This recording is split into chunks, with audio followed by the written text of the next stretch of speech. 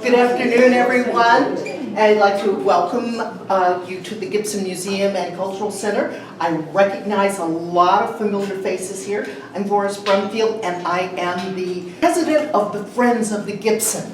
And we are thrilled to have one of our board members, Millie, who is also the designer of one of our permanent exhibits here, who is going to be communicating and sharing time with one of the well-known authors of Lake County, Kathy Scavone. Kathy has been active in our community, and we've known each other 40 years or so, but you know, she remains youthful with all that said, because she's continually learning and sharing her knowledge with everyone. So, how many of you, this is your first time coming to the Gibson Museum? Okay, we have 1, 2, 3, woo! Three newcomers. We have some permanent exhibits here, and you may not know, but in 1930, this building opened first. It opened in 1930 first as the Middletown Library. It was run by the Native Daughters of the Golden West. And then in 1972, the state of California incorporated all a property tax for libraries statewide. And so this became a county library. And it remained a county library until about 2014, when the county, when then Supervisor Jim Comstock was involved in our developing a larger, more modern library across the way. And we here at the Gibson, friends in the community, wanted to establish a museum. It was part of Martha Webster, who was active with the Middletown Times-Star, said a museum, a South County museum. We became a nonprofit and a small community museum that has received great support from a whole bunch of folks. But we encourage you to become friends of the Gibson Museum. It's $20 a year to become a friend, and then you'll get some notifications of the different things we have going on. One of the things that's going on right now, we have a featured family, and that's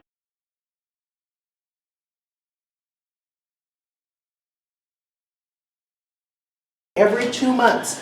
We feature another Lake County family, and in the month of December, we are going to go over all 6 families that we featured this year. We're establishing our list for next year, but this is your museum.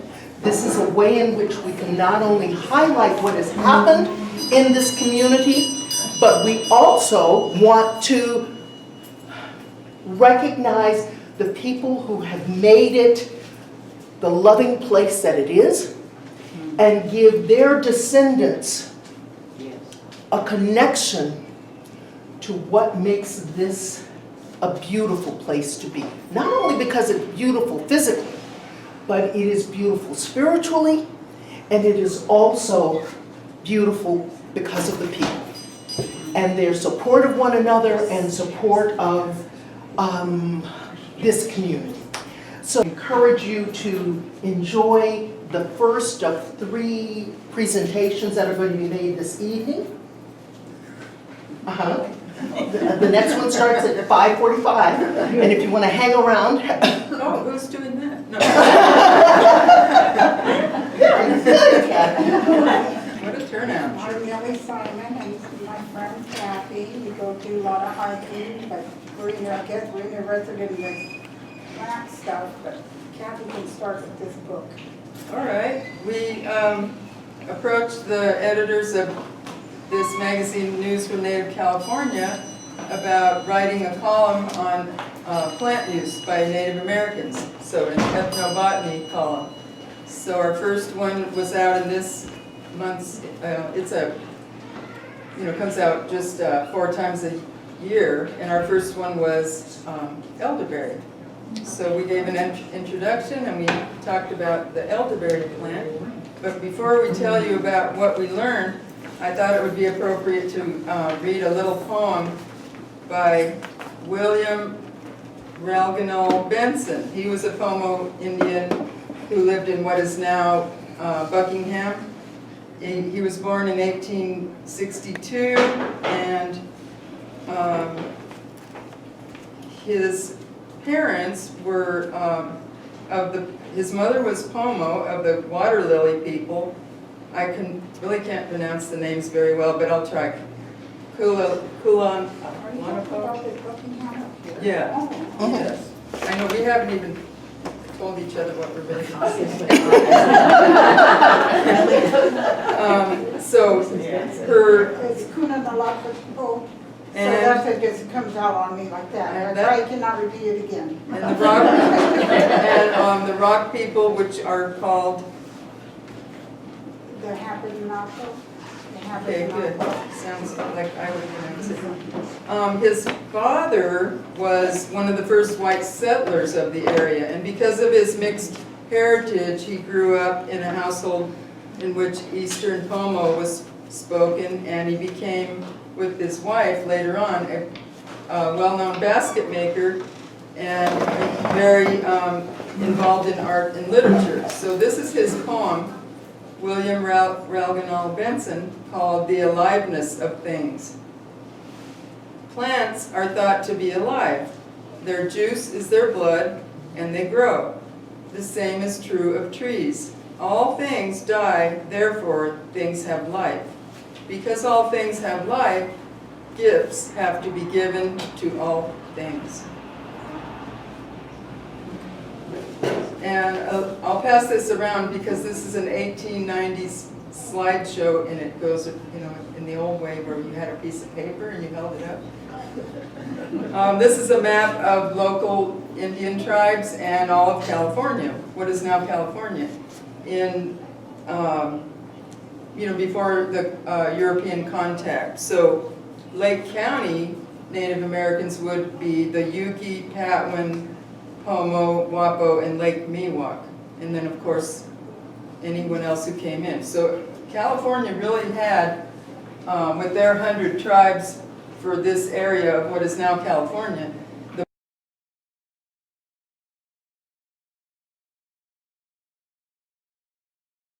the most Indian tribes per area in the United States at that, well, it's probably still, I'm not sure. And then go into the Elderberry, maybe a little bit. I'll talk about what I know, and you know even more, right? Because she knows the real stuff. I know the things that I researched, and I have a research list if you'd like, a resource list if you're interested later on. So Elderberry, I'll pass this slide around. This is you've probably seen this. The elderberry tree grows sporadically around Lake County and other parts of California. From all the way to Southern California and Mexico. The tree or shrub grows up to 25 feet, and it's a deciduous plant. It provides fresh berries, and you can see in the picture they're dark purple, compact berries. Roots of the elderberry were harvested during late summer and fall months, while its flowers could be collected early and midsummer months. So they had the roots and the berries. Fresh berries were edible.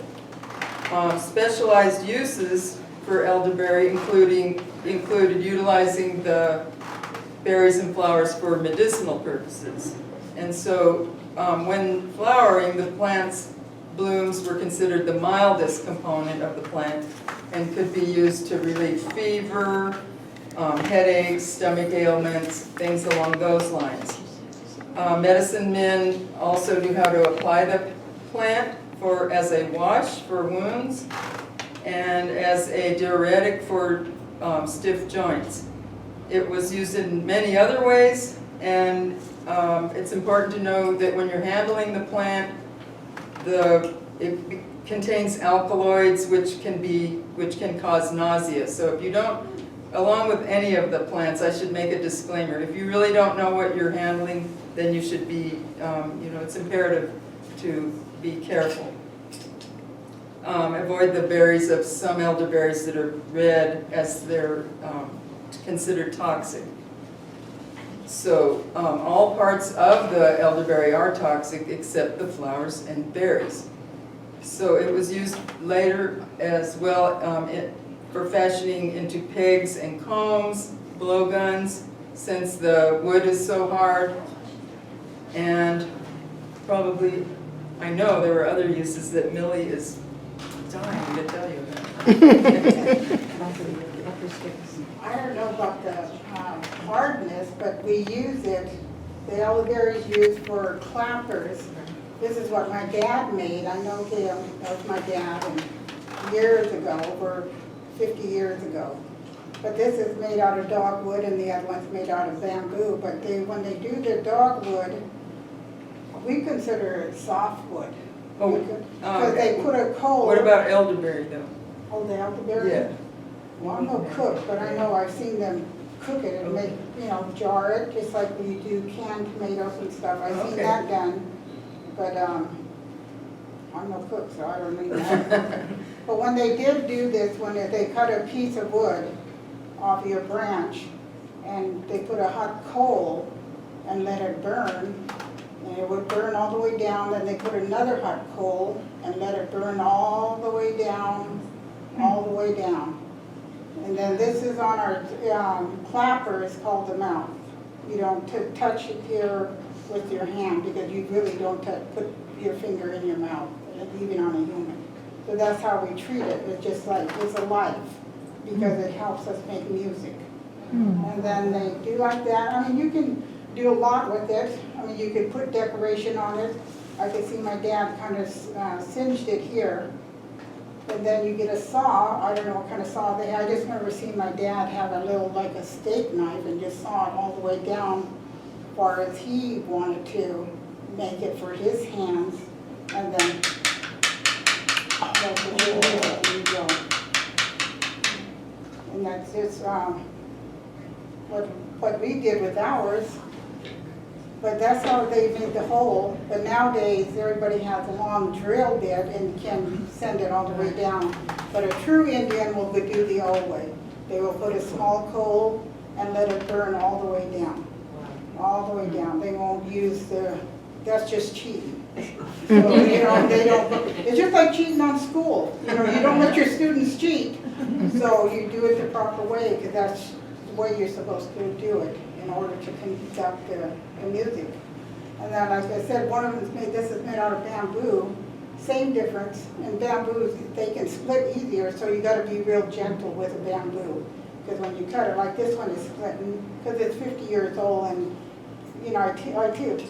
I handle it now better than I did before. I just realized, okay, my dad made this, and I haven't made one yet, but I'm in the process of making one. Elderberry is the time now in September to go cut our branch and let it set for a year. Then you start making your clapper. So what do you do with the mouth part? You said this is the mouth of it? Is that just where the sound is coming out? Oh, okay, Yeah. that's the mouth part too. Just like how our voice comes out of our mouth. Gotcha. Same difference. Thank you. Can you raise it up so we can see? Oh, I'm it? sorry. Yeah. Well, you can come and look at it. Yeah. Or can you pass that one around? No. Okay, Yeah, like I okay, said, I'm sorry. Just really, Mm-hmm. really have to be gentle with it, because I haven't Makes made one sense. and I will though, let me tell you, I About how will. big, Janet. how big around do you want the stick that you're gonna make into a You know what, flower? I'm probably gonna do mine, probably round as this. Just where my hand's comfortable. Right. But So you it can depends on what design your it, hand's and you can comfortable. design it any way you want. My dad probably was just a simple man, he probably was ready to go for a dance within a week, so he just go ahead and made it simple. But for now, if I do mine probably can have a little indentation there, or a little picture over here, or some beads pushed in there, or some shells pushed in there. Just, you just decorate it yourself, you just take, but I know that's how my clapper is gonna be. So the top part's split, but the bottom part isn't. Yeah, it just split from, I'm not gonna split it, but it split right here to Right. the top of the mouth. Okay. Mhm.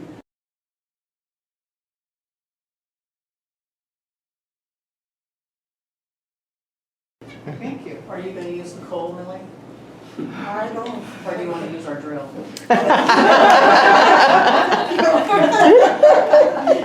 Probably go the easiest way, but it depends who's gonna help me along with it. And it's somebody from Scotts Valley, that group of Indians, Oh, that's gonna come and help me, because she's really working on learning how to do it. And she's making it for youngsters in school. And I'm proud to say, like in Cache Creek over there in Yolo County, when they start their school, their kindergarten, before they graduate out of kindergarten, they all have to play an instrument. It can be drums, it can be a clarinet, it can be a whistle, it can be a clapper, but before they graduate from kindergarten and go into first, they have to play an instrument.